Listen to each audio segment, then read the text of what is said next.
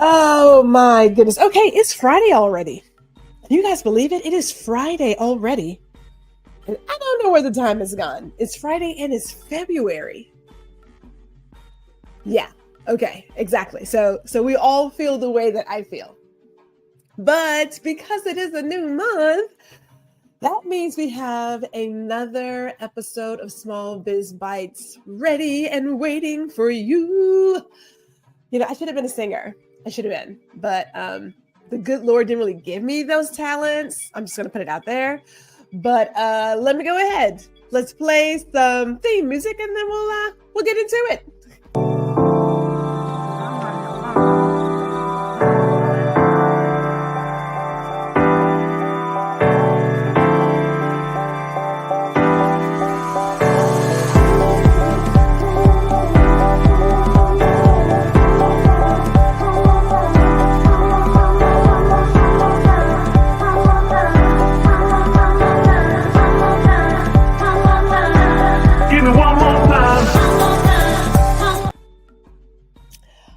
Okay, so as I was saying, good afternoon.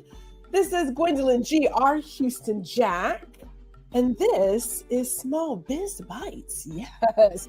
Thank you guys for tuning in. We are streaming live to Facebook, LinkedIn, and YouTube. And shout out to all the people over here on YouTube having these beautiful comments. Of course, we have to recognize that my mother is here. My mother is here. Mother is representing for the Houston household. I do appreciate it. So hello to you, Mother. We also have Kelly. Good afternoon.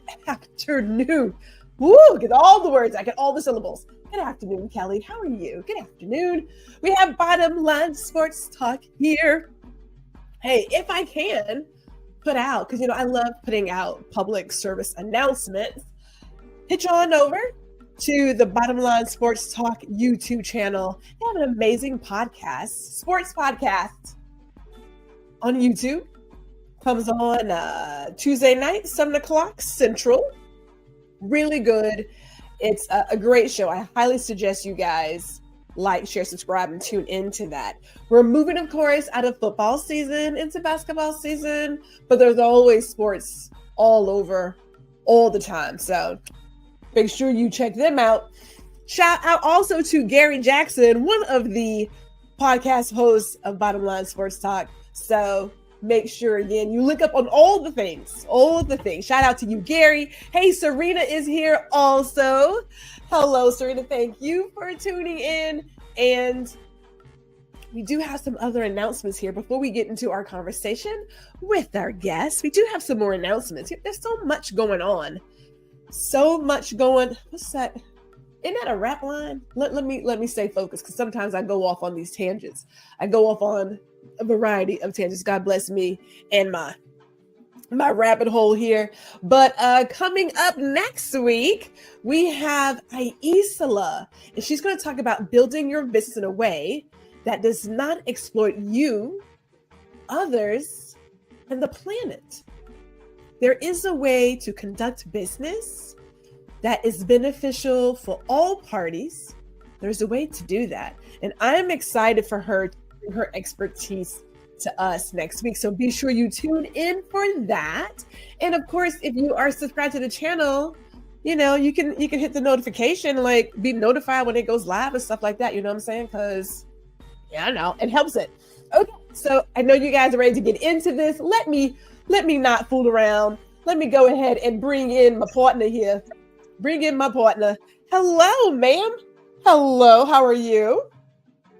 Hello, how are you? I'm doing pretty good. Hey, everybody, I want to welcome to the Small Biz Bites stage. Woo!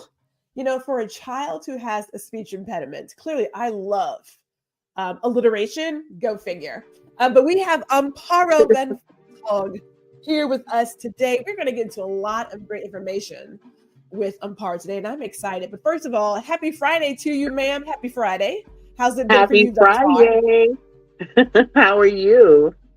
I'm doing good. You know, I got up this morning And I shouldn't say I decided, like the clock is ticking, that sort of invisible edit clock was ticking. So the baby girl had a baby shower 2 weeks ago. And I have been doing a little bit, and I thought, 𝐭𝐫𝐿, you need to get this done. It needs to get done today. So we got up early, 6:30, and just started I was like, I gotta get this done. And when it's a baby shower, we take a lot of extra photos. Yes. A lot of extra photos. A lot. It's a baby Don't shower. get me going. I can tell you all about what I was doing last night and how many photos I took last night. Don't even get me started. It doesn't take long for us to get a lot of shots. People think, well, I think I need like a 2-hour photo session. No, you don't. No, you don't. We don't need that much time to get the shot that we need. We really don't need that much time. We can get a lot done in a little bit of time. But before we go there, let me give some more shout outs here to everybody. Mother is saying hello to everyone. Gary is, thank you all for the love and the shout outs. Yes, we support each other here. Serena is saying hello to Amparo. Hey, Serena. Is hello. It's my accountability partner. Oh, that's your account. Oh, well, look at about. She's one of them. You're one of them. She's one of them. Ron is one of them. I have so many different circles. Okay, so when we talk about community and human connection and working, and I'm gonna go ahead and say it. I've said it on LinkedIn. I'm gonna say it here too. I have nothing against working in an office. I really don't. But sticking humans in an office does not create camaraderie. Okay? It does not. So please don't tell us that we have to be in an office to create connections and get work done. We are in 4 different spaces, right? And we're all working together and getting things done. That's right. So I just really, if you want people to work in an office, you should be honest about why you want them to work in an office. Now, if your job requires that, that's different, right? Because we all have different jobs. But here we are, solopreneurs, creative, and we are getting together and we are getting things done. So the idea that I got to be in an office to get the work done, that part, we are going to call bull malarkey on that one. Bull malarkey. There you go. Because mother is watching the show today. Gary says, yay for the accountability partners. Serena also says that me, Stacey, and Amparo. Okay. Wow. See, you gotta have these variety of groups. And you can have, as we said before, multiple partners because we all have our expertise and it helps us get all the brains and the geniuses in one place and we can support each other. We really can. That is definitely doable. Definitely doable. And yes, I am Gary's accountability partner. So we'll go ahead and recognize that. Now, I think, did I lose Amparo? I lost her. Oh, no. She'll be back. She'll be back, everybody. She'll be back. We'll just wait until then. Until then, let me start with something because, Amparo is a photographer, as we were talking about being in editing purgatory. And it's not really purgatory, but sometimes you can have a lot that needs to get done. But I do want to ask this question for those who are watching and for those who are photographers or hobbyists, right? I would love to know, what team are you guys? Right? This is going to be our question for Amparo as well. What team are you? Are we Sony, we Fuji, we Canon, Nikon, Leica, Pentax? What are you guys rocking with for those of you who are photographers or if you are a hobbyist? Now, I myself, I'm team Canon and I'm also team film. I didn't put that in there, but I'm team film. So I got a little Fuji Instax in there, a little other stuff. Polaroid is bringing their Polaroid back. So, hey, would love to know where you guys are rocking in terms of the in terms of camera equipment. And not that it's about the gear, but sometimes we do like to, partner with those who are very similar to ourselves. That's just one of the things that we do. But 𝐭𝐫𝐿 is definitely team. What is this? Oh, Gary says that he is. Oh, see, Gary. There we go, man. There we go. I mean, hey, everybody has their something. Everybody has their something, but yes, I'm all we're Team Canon here. Oh, and coming in here is Black 8th Element. Hello to you, sir. Good afternoon. Good Friday to you. Thank you for sliding by. We always love having your presence here. And if I may do another commercial, the tunes you were listening to today are provided by Black 8th Element, and he is good at what he does, and it's how I keep myself together. So there you go. Got to have a little ambiance, you know what I'm saying? Got to have a little ambiance. So we're going to let Amparo get back in the studio with us. But until then, like I said before, would love to know what team you guys are rocking with. That is, if you enjoy your camera. And maybe your camera is your phone, because that's a camera too. You know, these are all available tools that we can use. There's no judgment there. But I'm just going to say that Gary and myself are Team Canon. It's probably why he's my accountability partner. One of three accountability partners. I think I'm up to 3. Could have 4. I have a community. You know what? We have to shout out people, and it's not so much that we have to. I enjoy it, and I've said this before. I will say it again. You know, there's a lot of talent out here in the world. And there is more than enough pot in the world for us to share it. So I don't mind sharing my stage, my platform with other small business owners, other creatives, other people who have aspirations, other big dreamers, other disruptors. I don't mind that, because there is no competition on this side. If anything, I believe in that each one teach one, and we can all help each other grow, right? Like, there's more than enough room out here for all of us. So yes, it is true that I like to use a couple of tunes from Black 8th Element to make sure that I have something that speaks to my personality when it comes to the music. It's one of the things that I like to do. So what can I tell you? We're going to tell you that. And he has there's more than enough. Of course he does. He also does Girl Listen, and his talents will also be on the Indie Suit Media TV show, Ladies Listen Up, which will be streaming soon. So, like I said, we're a talented bunch in the Houston household. And okay, yes, he's my brother, but still, we're a talented bunch in the Houston household. I'm not gonna even front on that. Like, that's what that is. So, okay, so we're getting ourselves together in terms of this technology issues here and there, but you know, what can I tell you? Is that not how the world works? Is it not how it works? And since we're still talking about photography, I will get into it, as I was saying before with Amparo, that on average, people believe that they need a 2-hour photo session. And I will tell you that in 20 minutes, I'm going to say your average photographer can capture between 100 and 125 photos. I should say images. We're not going to show you all of those because not every single one is going to be amazing. And depending on the photographer, they may or may not want to show you all of the things that don't look great. Could be a cock of the head, maybe the eyes are closed, something like that. But we can capture, on average, like 100 to 125 photos in 20 minutes. So then I have to say to myself, if we're doing a 2-hour deal, that clearly is a bigger project. I'm assuming something that's extremely special, maybe an event. If it's just for one person, there's got to be some other stuff involved and what have you. But an actual sitting in front of the camera and having your photo taken or having a portrait made, yeah, we don't need 2 hours for that. Not at all.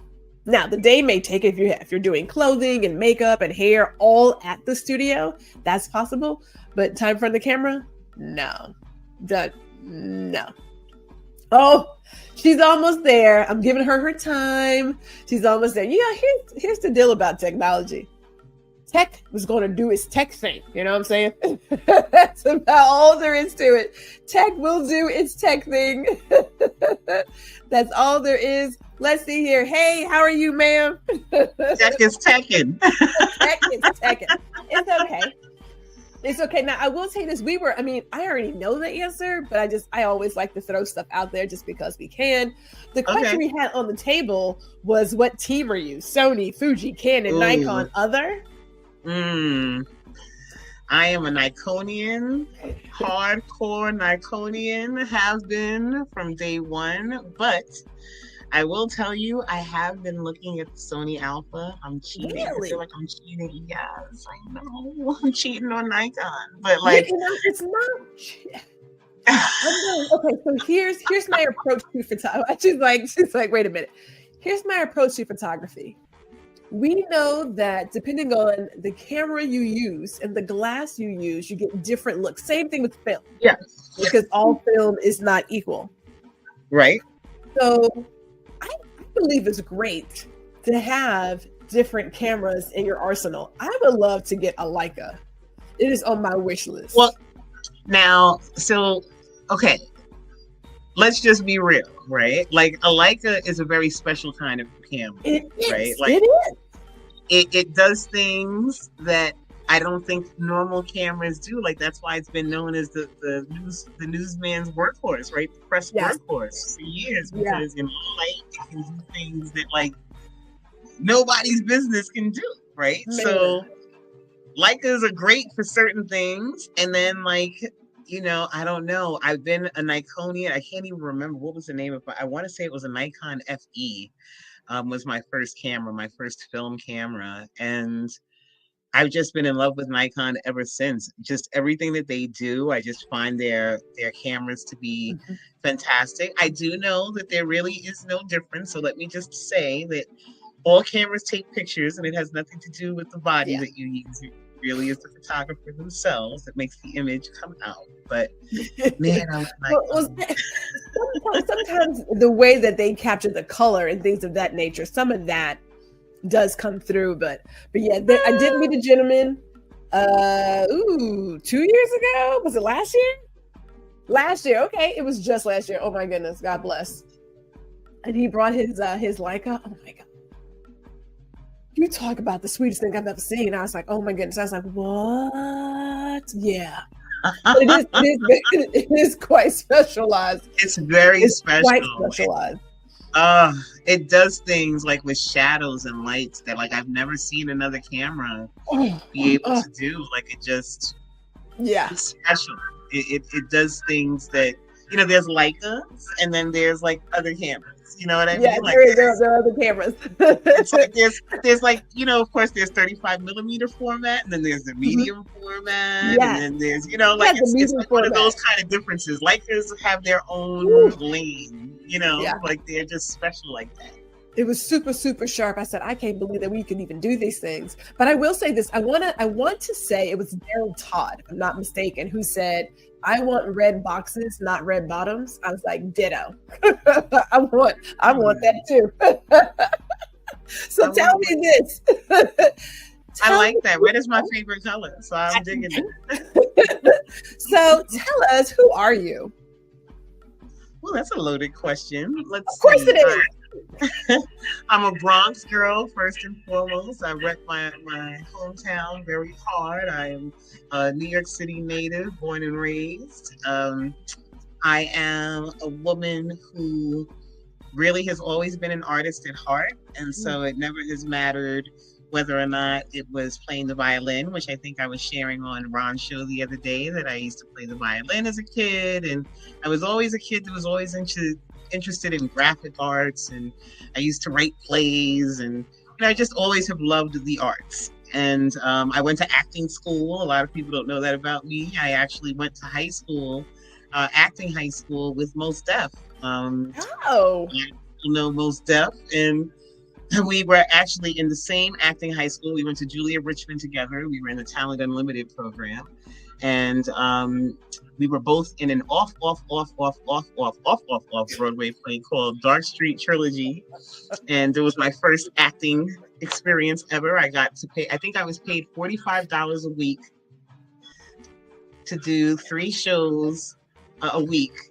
And this is like in high school. So that was big money. Like that went to door knockers. That was door knocker money, you know? Door knocker. I don't even have my earrings on today, but like that was door knocker money. You know, that was very important money for me back then. You know, I could buy my rope chains and my Nefertiti's and my 2 finger rings. But That I think also speaks to the fact that I am a hip hop head. I love hip hop music.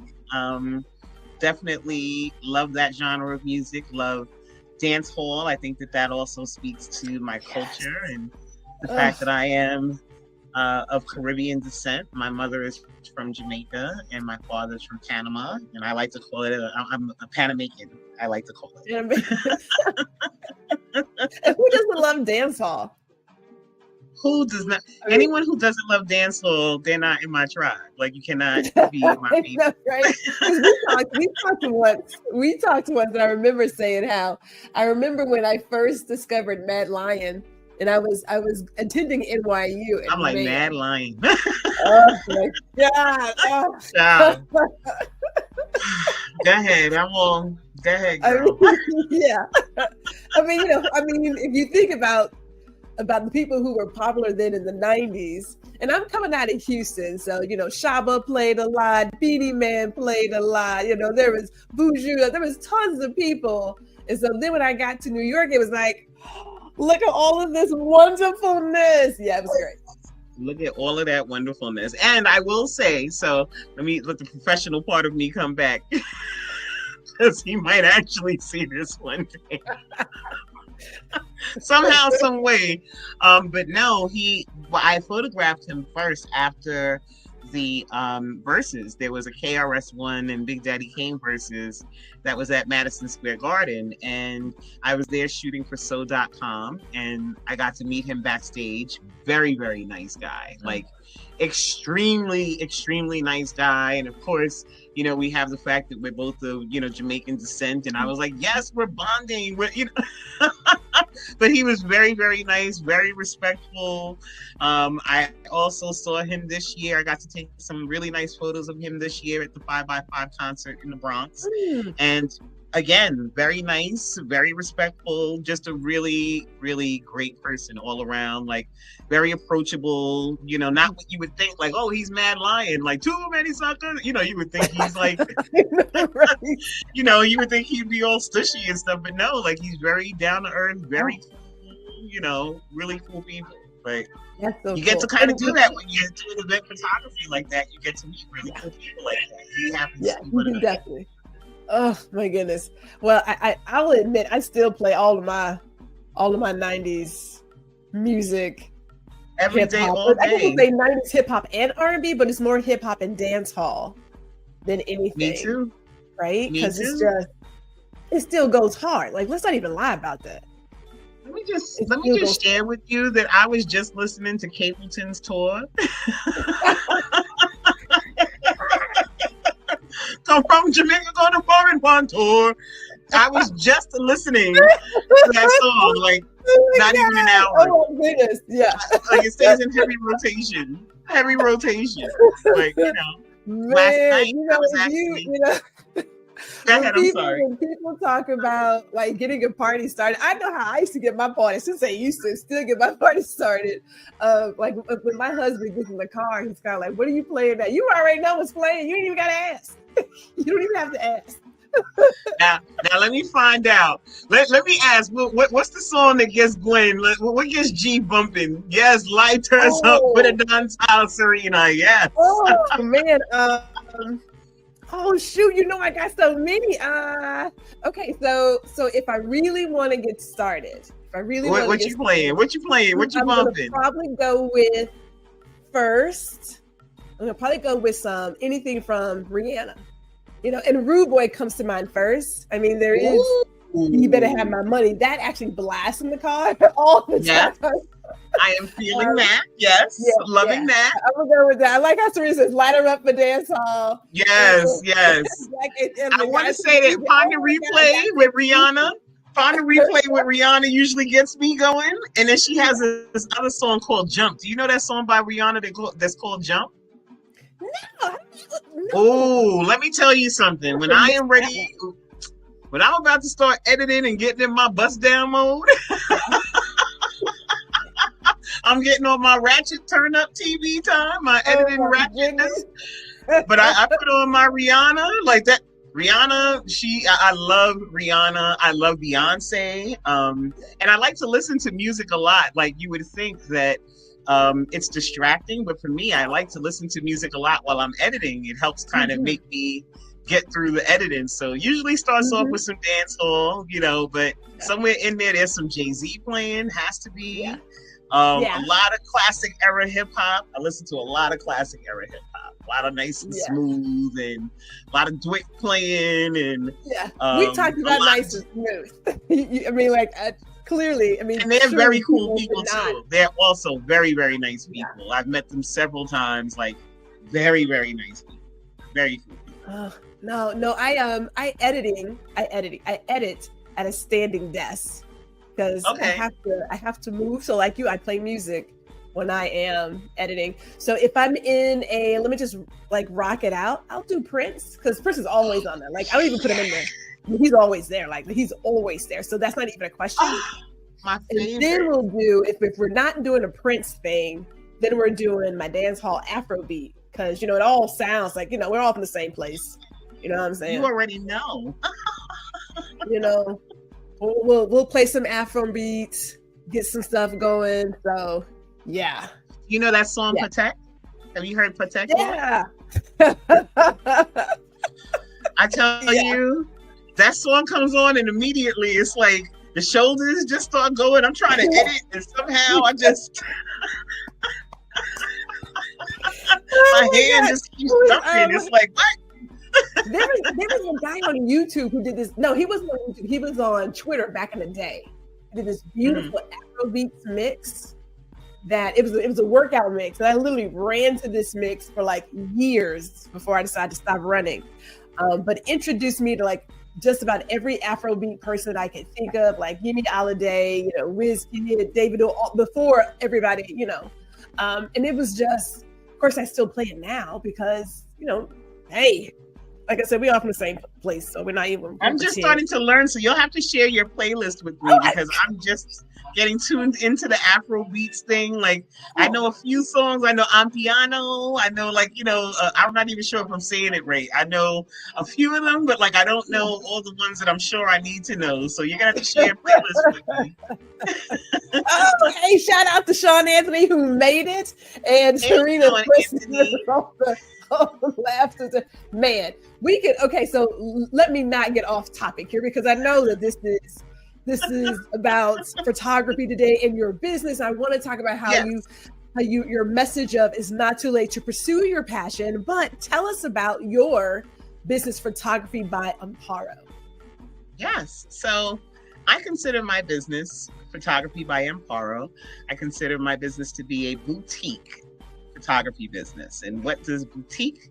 I'm a little bougie and stushy. That's the Jamaican side of me. But I consider myself to be a boutique photographer. And I actually got this idea. It's based on Sarah Petty, who is a wonderful person to follow and learn and certainly get a lot of information from her podcasts. But the way and the manner in which she develops her photography business is by making sure that her clients have tangible products in their hands, as opposed to just being a person who only does digital things and then that's it. And so I do a lot of portraiture work and I do a lot of event work. And so in those spaces, I tend to like to be able to produce canvases and books and any other kind of item, cubes, just about anything that somebody would tangibly want to have in their home. That's the kind of photography that I do. So if someone says, I want to have a family portrait done, that's great if they wanted to just live in their phone, and they're going to certainly pay for a photo session. But don't you also want that to be on your desk? Don't you want that also to be on your wall when people come in? So boutique for that reason. And but I specialize in portraits and events and not so much weddings. I'm a little bit more selective these days with the kind of weddings that I do. I do very few weddings every year. A small handful that I do each year, but I really primarily focus my business on photography and on portraits and on events. But I am making the big jump this year to really kind of expand in my foray into landscape photography. So, which has always been my first love. Ironically, I had a coach once, my and this is part of the Who I Am speech, so it all kind of comes full circle. But Okay. when I first decided to become a full-time photographer, photography had always been my side hustle, right? And so when I decided 2.5 years ago to become a full-time photographer, I just needed to really make sure that I had certain things set up that were really going to work and benefit me. So I needed to make sure that I was able to have a photography lane that was going to be able to be profitable. So I couldn't necessarily see how doing landscapes were going to work at the time, even though it's the time that centers me the most. Whenever I think about doing photography, and when I first really got interested in doing photography, it was doing landscapes. But when I made this decision 2.5 years ago, and of course, throughout the years, I had always been doing portrait work and always been doing events and stuff. And so when I made the decision to be a full-time photographer, I said, well, you have to do portraits. Like, you work with people, you're an HR person, you know how to work with people, do that. Yeah. That'll help you. You can transfer that skill right on over. And so I did. But now I'm actually going to use some of my HR skills. I'm going to utilize the training abilities that I have and take that out to do landscapes out in Utah this year. So in May, I'll be hosting a workshop out in Utah to make sure that I teach our learning community, our hobbyists and serious amateurists, and also pro photographers who might just want to sharpen some of their skills, taking people out to some of the most beautiful landscapes out in Utah to really do some wonderful landscape photography. So sometimes sunrise, sometimes sunset, sometimes astrophotography, you know. And Utah, for those of you who have never been, I mean, it is probably one of the most diverse, but also the most beautiful landscapes that you can find, you know, in the United States. I don't know about the rest of the world. I think there's so much to see out there, but definitely in the United States, there are very few places that come close. There is a lot. There is definitely a lot to see out there. This is why my husband and I, we really do enjoy doing road trips, because you get to see all of these pockets of the U.S. that if you're in a plane, you don't get to see them as often, right? These little pockets here and there. But when you head out west, like you mentioned the other day about the Valley of Fire, one of my top spots. I could be in the desert all day photographing somebody. So much so that back in 2019, Lord bless me, did a road trip with the parents for their anniversary photo session. To the Valley of Fire? Valley of Fire. We drove to Overton, Nevada. We rented their clothes, the tux, mother's dress. I got her jewelry and stuff, and met us at the hotel. The very next day, we went out to the Valley of Fire, did their portrait session. I love the desert. I could be in the desert photographing every single day, literally. Love you are my tribe. You were speaking my language. I so love the desert, and it's just because the possibilities are endless. Like there's just all you need is to be creative, and that's it. You know. Yes. I mean, like these backdrops, you can't make this stuff up. Like you just can't. And then we took my niece out to White Sands National Park to do her in New Mexico. On my bucket list. On my bucket list. I want to go back. So we're gonna go back together, all right, G? Like, how about right here? I will definitely put this out there. You're my accountability partner anyway. But you and I are gonna go to New Mexico because I so want to go. I've never been. And of course, in the steps of Ansel Adams, like if you're a serious landscape photographer who doesn't go to Santa Fe and, you know, walk in his footsteps and do some of the landscape photography that he did out in that wonderful and enchanting state as it's called. But, oh man, the things that are out there. I have so many places in New Mexico that are on my bucket list. Right. A list, like a serious list of places that I would like to just host my own session, take somebody, you know, just to have that experience, because the possibilities. Death Valley is on my list, but you got to be careful because it is called Death Valley for a reason. Like Well, I've done Death Valley and I wouldn't mind going again, but what I will share with you, to your point, you'd never want to go to Death Valley in the summer, where a lot of people would think that, oh, I'm on vacation, so I go on vacations in the summer. You only want to go to Death Valley in like January to like April. By the time you get to like April and beyond, it gets so hot there. And even when I was there in January, so it can get very cold in the desert, as I'm sure you know, since you love deserts. The deserts can get very, very cold. And so at night in January, it was, I want to say, like 35 degrees, 40 degrees at night. And the daytime temperature was like 65 in January. Like, so just to give you, and that's January. So imagine now as you kind of creep up into spring, if that's what the temperatures are like in January, by the time you get to May, June, it's like 100 degrees, 120 degrees out there in the middle of the day. It's like not safe even to be out there in the summer. It's like, no, but it is. But I will tell you from a landscape perspective, again, just like Utah, just like New Mexico, I'm sure is, the landscapes out there, cool, the things that you see out there. And people would think, oh, it's Death Valley. What am I going to see? Oh my gosh. They have this place. I don't know if you've heard about it, the place where the stones move. Have you heard about this place where they have, I think it's called the Whispering Rocks or something like that, but they have stones that actually do move in the desert. You can't necessarily see them moving, but if you did like a time lapse, you would actually see them sliding because there's like a little thin bit of water that's kind of like in between the rock. And I have to remember what the name of the place is called, and I'll send it to you. But if you go out there, they actually even tell you, you go out there at your own risk, because if it just rained, like, we're not coming to get you, like, you will be stalled out there, like, it's on you if you go there. But what you can see, it is just, you don't even think that places like this exist. It is just impossible. I agree with that. Because I know the white sands, I mean, it's beautiful, it's white, but it's still desert and it's hot. My phone was like, I'm shutting down, sis. I'm shutting down. Bye. And I was like, wait a minute. It gets hot. Like, it looks like it's, you know, cool and all, and it is, but you still have to be careful that you are in the desert, like, depending on the time of day. Hey, we got more comments coming in. We've got Serena like, y'all are taking me back to the basement parties I used to go to in Brooklyn, Queens. Girl. Hey, let's Serena. You didn't really get started. Like, you know, you didn't go out until like 12 o'clock at night. Well, in the morning. At least.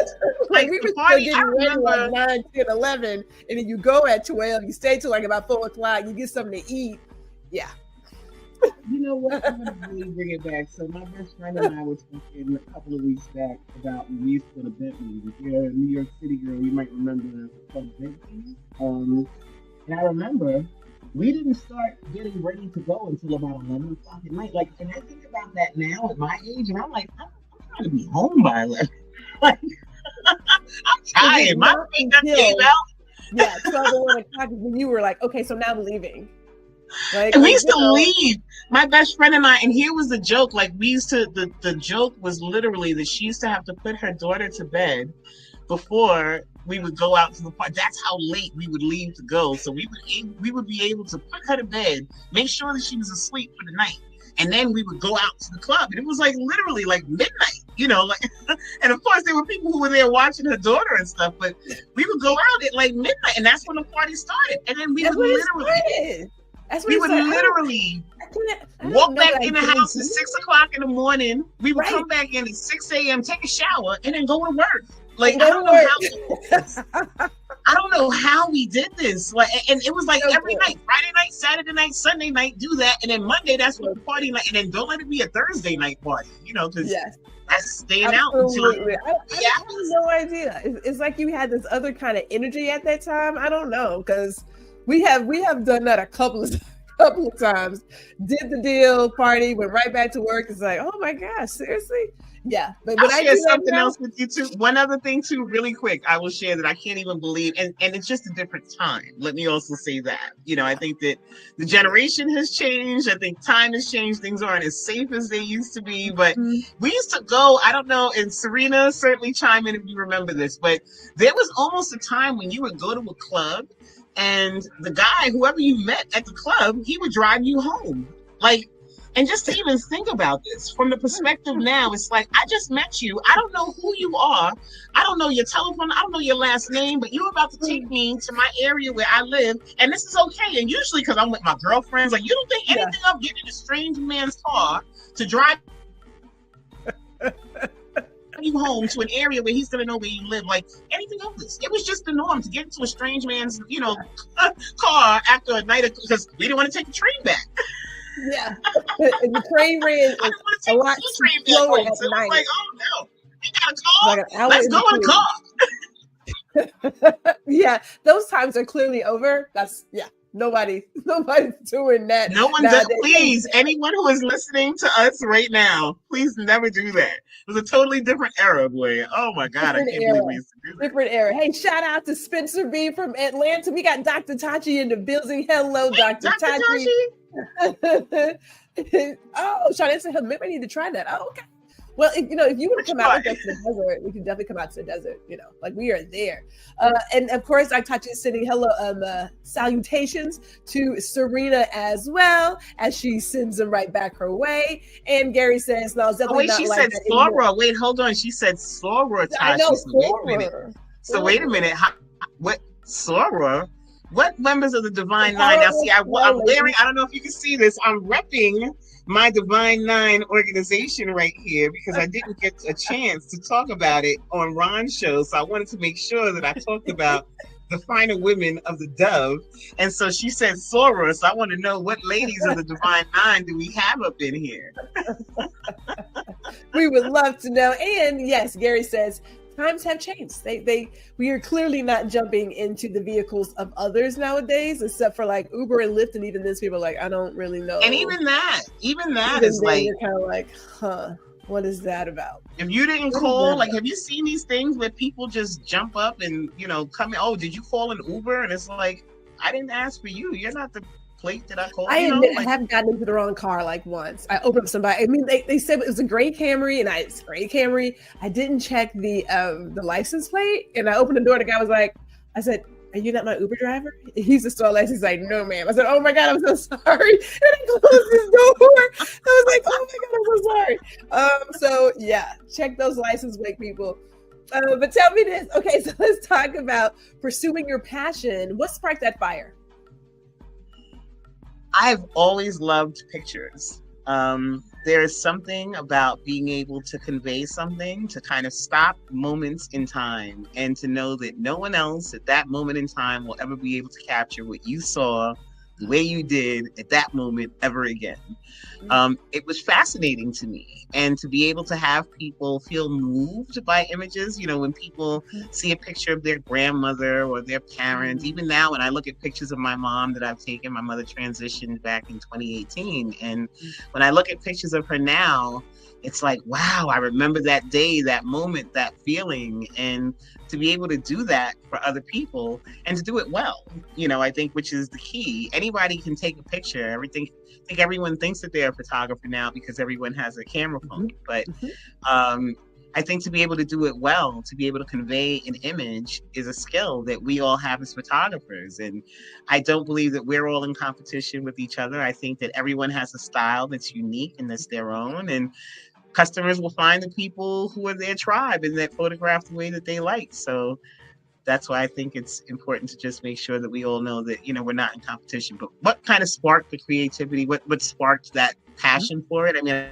I think it was just really a love of the art as a photographer, and seeing him with the big camera. That's what we used to call it back in the day. My father had the big camera, and I wanted to get a big camera. And so when I finally got my SLR camera back in, I think it was 1993, I purchased my first SLR, and I really just kind of started honing my craft, and I never lost that love of taking pictures. And so I always wanted to continuously get better. Like, how do I make my picture look like that Hallmark card? How do I make, my photos look like Loretta Houston's photo that she took of Tyra Banks on the beach, the Sports Illustrated cover? Like, how do I make my photos look like that? So I had this quest. I love Loretta Houston, by the way. She's a wonderful photographer. She's very inspiring to me. She's one of my goats, my Mount Rushmore, as I say. And the thing that keeps that spark going is to kind of look at those people who inspire me. So I'm constantly looking for things in different ways and mediums that do inspire me. And it's not always photography. Sometimes it might be through music, right? Like we were just talking about. Sometimes I will listen to Stevie Wonder and I will see something that he is talking about. And it's amazing because this man can't see, right? And to think that he can create a vision in your mind of a picture of something that will inspire you to take a picture of something, it is amazing to me. So I like to kind of get a feel for people, get a feel for a situation or an environment, and kind of really drink that in. And I think as far as landscapes, I think the spark really comes now from really wanting to be centered. I think that a lot of wanting to do landscape photography is certainly a kind of harking back to my love for photography. It was always my first love. It was always the thing that I loved the most when I picked up my first big camera. But I think that it helps me to be still. And when you are doing portrait photography or fashion photography, as I'm about to do it, embark on a New York Fashion Week next week, starting on February 7th. It's very fast paced. It's very, oh my gosh, everything has to be done now. Everybody's crazy. Everybody's running, all different types of personalities to kind of deal with. Whereas when you're doing landscapes, it's really about, okay, let's center yourself. What do you see? It's also my time to really talk to my mom. I kind of use that for creativity also. And I turned one of my sorority sisters. I'm waiting to hear from Dr. Tashi and Serena what sorority that is, but she says they're Delta. Deltas? Aww. Delta. Okay. We let the Deltas, we let the Deltas slide.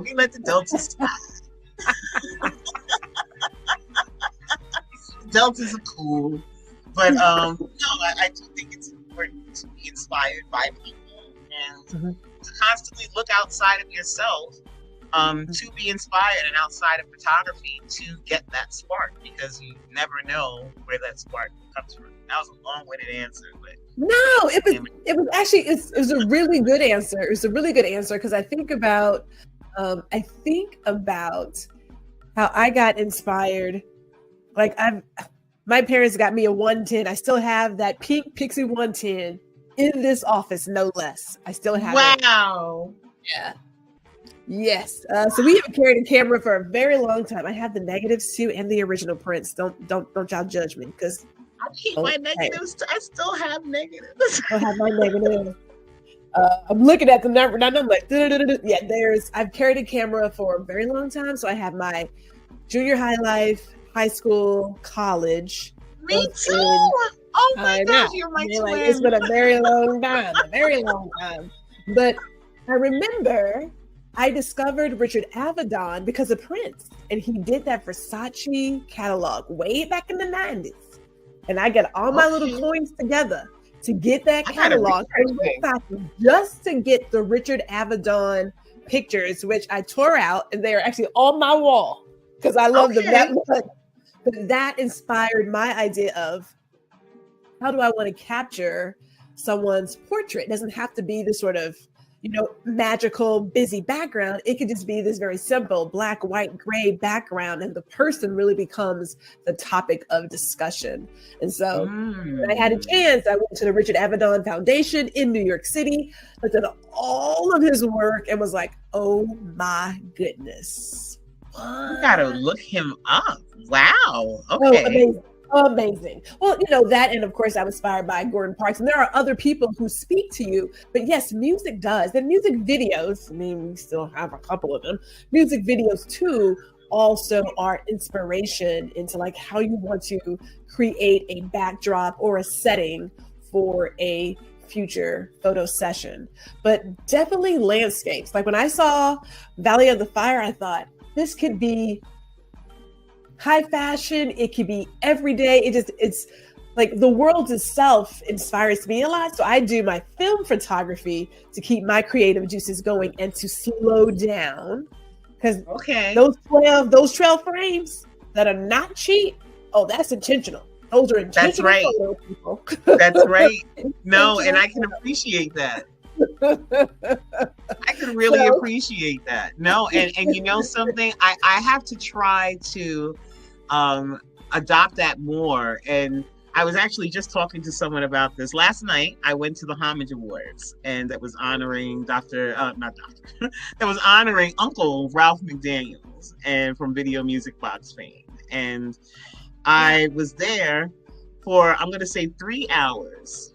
I was there for about 3 hours and had a great night. You know, it was wonderful. I saw a lot of people that I didn't know. I saw a lot of people that I did know. I met some new people. But at the end of the night, I had 1,000 photos. What? I'm sitting here going like, so today, of course, I'm going, I gotta edit these and like give these back to them in like 48 hours. How am I gonna turn around 1,000 photos in 48? But I'm gonna have to somehow do it. But man, 1,000 photos, like, I have to try and be a little bit more, but I get so excited. It's like, I saw Ralph McDaniels on stage. I was like, oh! That brings back memories. That brings back memories. I love him. He's one of the nicest people. Well, I don't know who didn't watch the show, but depending on where you are in the world at that time, that's how you got all the latest, greatest music, man. Like every week, and mind you, Channel 31. Okay, there was no cable back then. You had to turn the TV to the weird channels in between, and then it was snowy. Sometimes you got to get the hanger and put it in and make sure. But that's what we had, and we loved it. You know. Oh man! All of a sudden, I feel a little dated, but those were great times. So I'm not going to even sleep on it. But Serena, just to close up that loop, she says no comment on hopping into a strange man's cars and even motorcycles. There's a story there. I'm not even. We gonna save that. Serena's gonna have to drop it like it's hot in our accountability meeting. She's gonna have to drop that story like it's hot because I gotta hear that one. The motorcycle? She specified a motorcycle. Okay, Serena, we gotta hear that story. The motorcycle? It's got something going on. That sounds like an interesting story, Serena. So tell us this, what advice do you have for people who are looking at their current full-time situation? If you read any articles, and there's plenty of articles out here right now, and there are a number of people who are working a full-time job, but they are investigating the entrepreneurship waters. What advice do you have for them to take that current passion that they have and make it into their new full-time career? Very good question. I think one of the most important things that a lot of people do not think about is that there is a lot of structure that is required to be an entrepreneur. And I think that a lot of times people will consider starting their own business as being very freeing and kind of having this way of you being able to say what time you start work and what time you stop work and how much work you do. And there's definitely truth to that. But if you're going to be successful, you have to be consistent, right? There's a whole thing that I'm going to do in my workshop in Utah that talks a little bit about rituals and about the importance of rituals. When you get up every morning, there's a reason why you do certain things in a certain way every day. We've learned these behaviors over time for a reason. So, for example, why do we celebrate birthday cake? Why do we celebrate birthdays with cake? I mean, we don't even know why, but we just know that when the cake comes out, we know it's someone's birthday. It's something that we do collectively, communally, to make sure that we commemorate someone's birthday. Well, why? I mean, it's celebratory. It's done to make sure that the person feels remembered. It's done to make sure that the person really feels appreciated. And when you slow down and you think about all of those steps, and you start applying it to your life, are you really that intentional? Can you really make sure that you're building a schedule in your life where you're putting the right time towards the right things? Are you good at marketing? Are you good at selling? Are you good at, managing business and at operations? I think that one of the benefits of me doing this the opposite way, not being an entrepreneur first and going into corporate after. One of the benefits of having worked in corporate is that I learned so much about systems. I learned so much about professionalism and about the way in which and the manner in which I should engage people. I learned about contracts as an HR executive. There are just so many different things that you learn. So when people say things to me like, contracts aren't important, I go, you kidding me? You're talking to an HR person. Like, you're talking to an HR lady. There's no way the contracts aren't important. Nah, sorry, you can't get over on me with that. Whereas my younger self may have said, like, sure, okay, like, not a problem. Where I do think that you have to make sure that you are prepared for that. But the journey is sometimes, of course, much better than the destination. So learning some of these things and learning how to market and learning social media, even engaging with a community like yours, and just making sure that you have a platform where you can talk about things and talk to people and have people help you be accountable. Those are all parts of being an entrepreneur. And so without having those things, it's probably very difficult, but that's first and foremost. And then after that, it's really having a drive and a love and a passion for what it is that you're doing. I was a very effective HR person. I still consult, every now and then.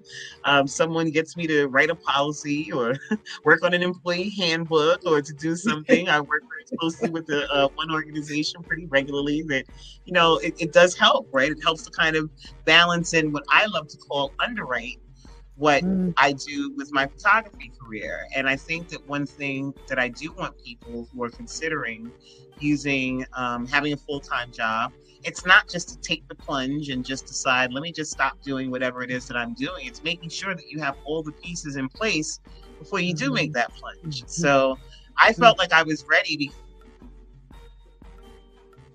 because I felt like I know enough people who can help me write a sales pitch.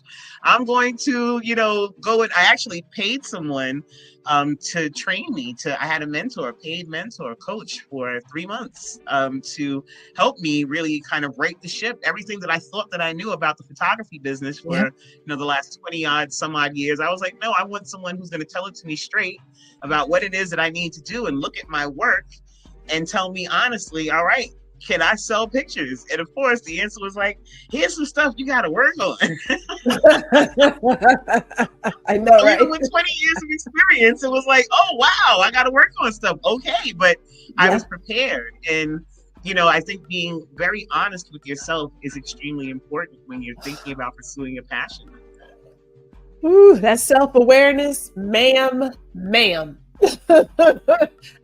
Serena says, yes, I know, right? Ralph McDaniels, man. Very, very nice. Very nice gentleman. Memories, she said, yeah, and get me a dinner right. I don't know if some of y'all in the audience understand some of what's going down right now. Because Generation X understands. I think anybody that is younger than Generation X is like, you might not get the whole thing with the rabbit ears and the hanger, like, you don't even know what it's like to have to get. We were the remote. Do you remember when you were physically your parents' remote? They would tell you, get up and go turn the television. Sure. You were the remote. Sure. And we'll call you in for anything from, hey, come in. I need a glass of water. I need a glass of water. Or can you change the channel? Because we didn't really, you had to change the channel. And don't lose the knob. Because at that point, you're looking for pliers. What? It's plier cities. Plier cities. You got to go get some pliers. Start cranking that bad boy. The struggle was real, okay? The struggle was real. And I tell you, living in the Bronx, growing up in the Bronx, there are things and attributes that I find that if you grow up in New York City, and there's nothing like growing up in other areas of the country, I'm sure, and I visited many areas of the country that are beautiful, and I love them and respect them all. But there is something about growing up in New York City. If you grow up in New York City, you are pretty much prepared for any kind of situation that could be thrown your way. Like, let me just share with you a really quick and funny story. I was actually on a train. Like, people talk about this now, and our younger generation, because I want to make sure that I speak nicely to our younger generation and listeners who might be out there. But, there are a lot of things that are very sensitive to us, and we're so bothered by them. And, oh, now I need therapy because, X, Y, and Z happened to me on a job. Where I was actually sexually assaulted on a train. And I say this to you, like, and mind you, I'm not laughing about it. There's nothing funny about it. But I'm on the train, and a man actually, I'm going to just say, relieved himself on my business suit that I was wearing, because we were on a train and, you're close and riding. And I remember being like, why is he so close? And this happened to me. And mind you, the next day I got up, went to work same way. Like, it's like, all right, well, got to get on the subway. I got to go to work. I wasn't home like, oh my God, I'm so traumatized. I can't work. Like, it was like, all right, this happened subway. And so I think I have tough skin. I'm kind of prepared. It's one of the benefits, I think, of being an HR person too. Like, you have very tough skin. So it's kind of like, these things don't bother me. These crazy things that happen. And yes, it's like, even funny now, it's like a sexual assault. When I think about it, it's like, yes, it was a sexual assault. But like, back then it was like, this happened to me today on the train. I remember telling my girlfriend, like, oh my God, let me tell you what happened. Then I threw the pants out. And then I didn't, as a matter of fact, I remember I didn't walk home from the train. We had a dollar cab. That's how long ago this was. It was a dollar cab. And I didn't get in the dollar cab because I didn't want to sit down. And I walked home because I did not want to sit down like that. Yeah. And it just happened. And hey, I dealt with it and then we keep it moving. Like, yeah. I have to agree with you. I came of age. Like I said, I graduated in 94, went to NYU right after that. Like, so here we are in 94 in New York City. And it is true. You can make it there. You can make it anywhere. That's real tough. It's going to teach you some stuff. It's going to teach you a lot of things really fast. You either get with it or you get eaten. You know, like it's one way or the other. So really? there were friends and family members who recognized the change in my behavior when I returned home. They were like, "You okay? I'm fine. You." So you got a little bit more bass in your voice when you talk to people. No, right? You got his son. I got it. So. Sean Anthony says yes. As a entrepreneur, there are times where you do work all night, and you do have to create that schedule and really make sure that you make time for yourself, your family, and work, because it can just sort of blend together. Gary also says great advice and a message. And just to go back to Sean Anthony says, I am learning you can't do it all, and sometimes I just want it to be the other department's problem. Right? Don't you want to just help the marketing mess this up? We don't have any sales this month. What's wrong with marketing? No, right? Marketing sales popping ball. Oh my goodness. Okay. Let us get this going. Okay, last one. What fun project are you working on? Because you mentioned your workshop in Utah. Yes. I'll talk a little bit about that if you don't mind. So yeah. I think certainly it's very exciting for me to be able to use transferable skills from my HR life. And when I was an HR person, I worked in HR at this point now. This year is going to be 31 years. I am so dating myself. But I've been working in that profession for 31 years. And I definitely know a lot of stuff, but I think that one of the things that I loved the most was training and being able to have people explain a concept and have people get it. You know, it's one of the things that I really, really love the most about HR and being able to solve a problem. A lot of people don't recognize that HR folks, one of the things that they do is something called organizational development. We'll look at a system or a way that a company is doing something and then think about, well, what's the correct way that this should be done? All right, well, what are the legal parameters around that? All right, now what's the system that we need to build in order to make that happen? So I'm a systems thinker. And so for me, approaching landscape photography is very much so like that. It's like, all right, do we have the right conditions of the day? Are we at the right angle? What compositions could we think of that might make this like the right kind of photo? What are you feeling like inside today? What do you want to express? Something moody, something happy, so, you know, and I think it all kind of comes together in this wonderful storm.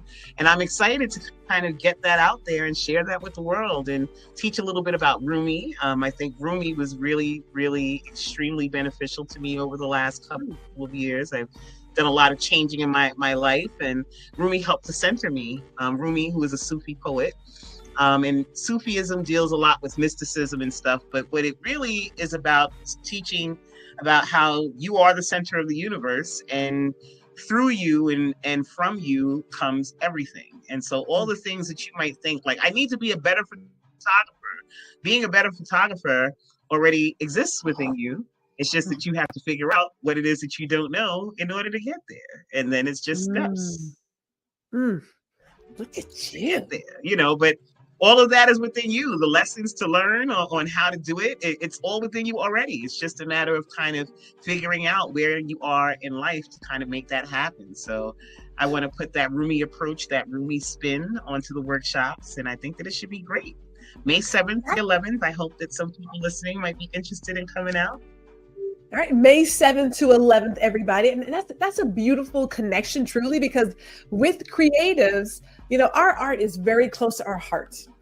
And a lot of people don't share something, won't even attempt to get beyond what could be because they are just thinking, oh, I'm not better than so-and-so, and I'm not this, and I'm not. It's like, no. Everybody has their own voice, and you have to recognize and celebrate what your voice is. I mean, we've seen on photo walks, people take a exact same subject and they all look different. They all look different. That's a great thing. It's not a bad thing. So I love it. That's going to be your combination. They're very, very genius. That's a genius move. You're doing different things at your workshop. She said, we finna get into some things. One of the most important things is that if you're in a class, and I think from the perspective of teaching, right? And andragogy is the study of adult learning, and adults learn through chunks and adults learn through repetition. And I think that if you can combine, for example, the idea of doing a ritual, right? The idea that you wake up every morning and brush your teeth, the idea that you wake up and you put on your shoes or you take a shower, it's kind of like the same way that you might have a ritual for, okay, I'm going to take a photo. Let me check my shutter speed. Okay, let me check my ISO. Okay, let me check, you know, it all kind of, if you have a ritual doing that. Yes, the one time you don't. We used to say that repetition creates recognition. And then I used to add eventually. Okay. I done repeated that 1,000 times, and y'all still ain't picking it up. Jonathan, like Black 8th Element says, 𝐭𝐿𝐿 left Texas, but G came back home. That's real. Those are facts. You better say it. You better say it, Black 8th Element. I am now honorary, trust and believe. It's a whole nother something going on over here. Listen, and New York is not a bad thing. Like Texas, listen, Texas got some stuff down there now. Like, listen. I mean, you know, now I'm from Houston, so like if you're trying to get on the highway, you taking your time, you either get in where you fit in or you get ran over. So that's what. Listen, that's where Beyonce is from. I love the Beehive. Like, y'all don't play down there in Texas. I already know. Oh my goodness. Amparo, thank you so much for giving us this time. And I do want to say this. I like, if I can just put one thing out there that really struck me beyond all of your great information, and a really solid message about, you know, if you currently are working a full-time job, no matter where it is, take those lessons with you, right? And then when you transition, if it makes sense for you, get you a coach, right? Get you a mentor to make sure that they can fill in those holes so that you're not struggling just to be struggling, because that's so highly overrated. And personally, I also want to shout out the idea of printing, and as a photographer, providing tangible products to your customers. I love a good cell phone picture, but your cell phone, these devices, they're not going to stay forever. I mean, I have a whole box of photo CDs, right? That was the thing back then, that I made sure I have a digital copy. And spindles of them. Like, I mean, like, hey, I get it. People are like, do you have a CD for this? Like, we're not doing CDs. And I love a USB too, but you got to back up your memories, like save that. And because I was telling a friend this the other day, I have photos all over. Here's my sister. I have photos. There you go. I love that. No, as you should. And I'm seeing even behind you, I see that you have pictures behind you. All the photos. That's how it should be. Like, people should want to walk into your house and see how you're living. I mean, and not necessarily from an aesthetic point of view. If you like kind of clean walls, okay, but maybe a picture mat, maybe everyone has placemats, or you can have a plate if you want. I can pretty much make anything that you come up with. I can create. If you wanted curtains, I can probably make curtains out of a photo. But it starts with the idea that you want to get it out of the digital form and put it into something that is more physical. And here's the other thing too that I want to just leave people with. When people think about taking pictures, no one thinks at all about the fact that someone is going to pass away. Not one of us are going to get off of this earth alive. There's not a one of us, right? And so do you think that when someone is looking for that picture of your family member to put on that obituary, you think they're going to be going through someone's phone? No. They're going to be going to the picture that's on the wall, or let me just take this photo that was on the desk, or let it be a nice one. Let it be one that the photographer took. Yes. Just saying. Oh my goodness. Thank you so much. Hey, before we let you go, because we really are going to let you go, how can people contact you and follow you? Yeah. So you can find me on Instagram at amparo.the.photog. And you can also find me on IG at Landscapes by Amparo, landscapes.by.amparo. You can call me. I'll share my phone number, my business line, which is 917-382-0472. My website, photographybyAmparo.com. And did I leave anything out? I think that was everything, right? I think that was everything. And email. You can certainly email me, amparo.thephotog@gmail.com.